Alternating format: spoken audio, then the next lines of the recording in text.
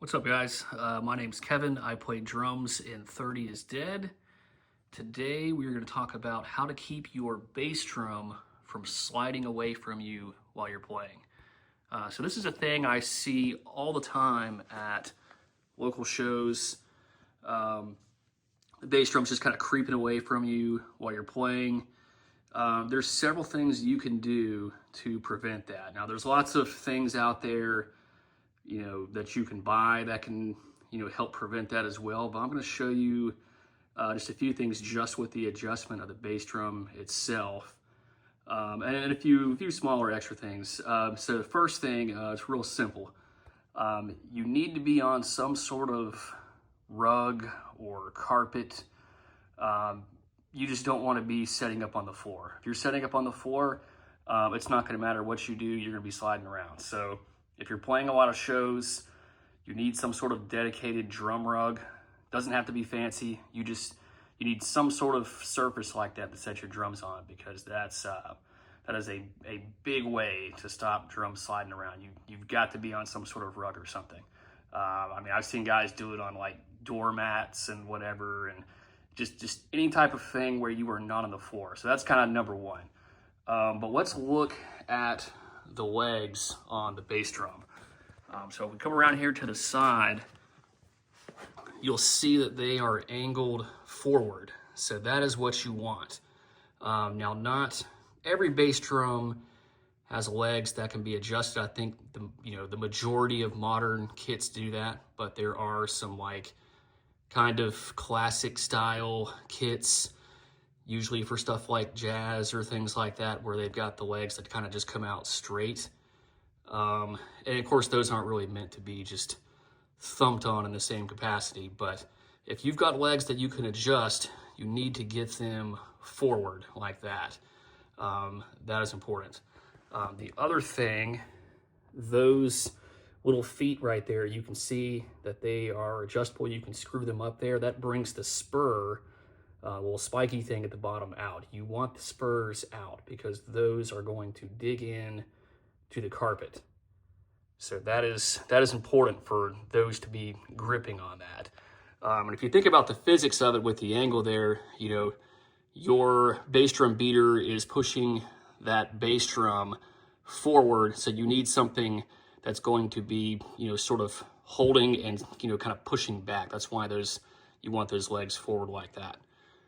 So here's a big one. So the adjustment right there on those legs, you need to adjust the length on your legs. And of course, you want to do each side equally. You want to adjust the length so that your bass drum is off the ground. This is probably the number one tip to keep the bass drum from sliding. If the bass drum is sitting on the floor and you don't have that extra weight on the legs, it's going to be able to move. You need all of that forward weight to be sitting on the two bass drum legs. And you want the back part of the weight to be on your bass drum pedal. So ideally, that drum is not touching the ground at all.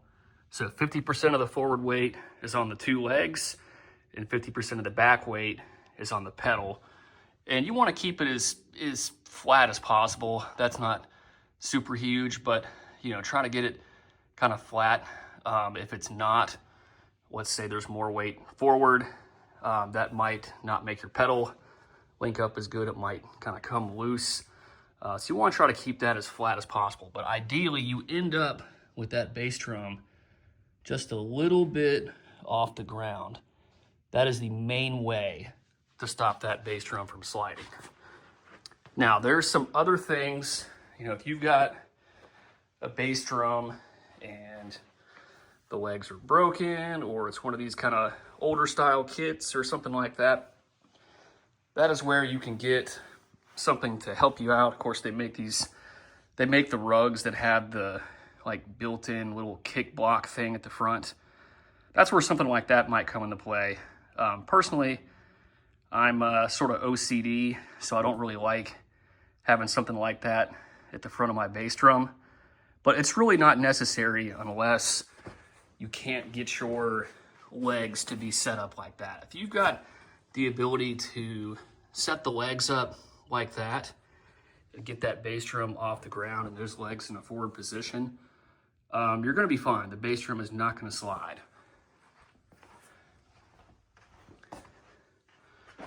Get a look at the other one there. So that is just a little daily tip here.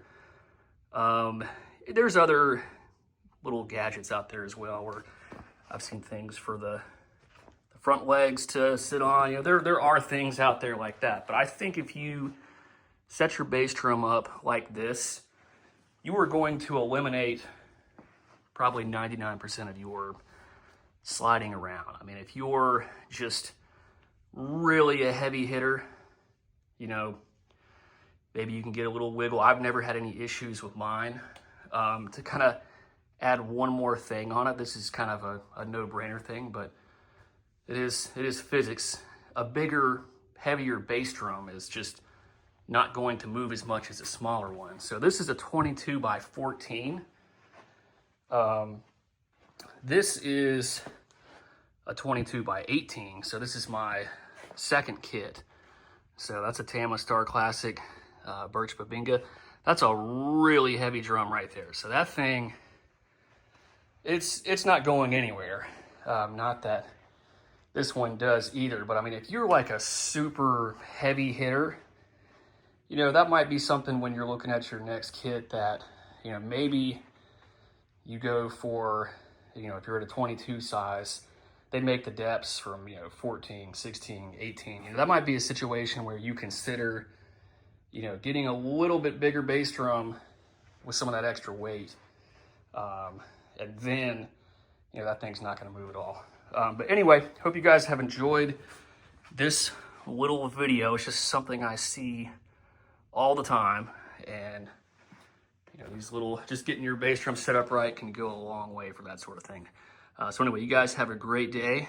We'll see you later.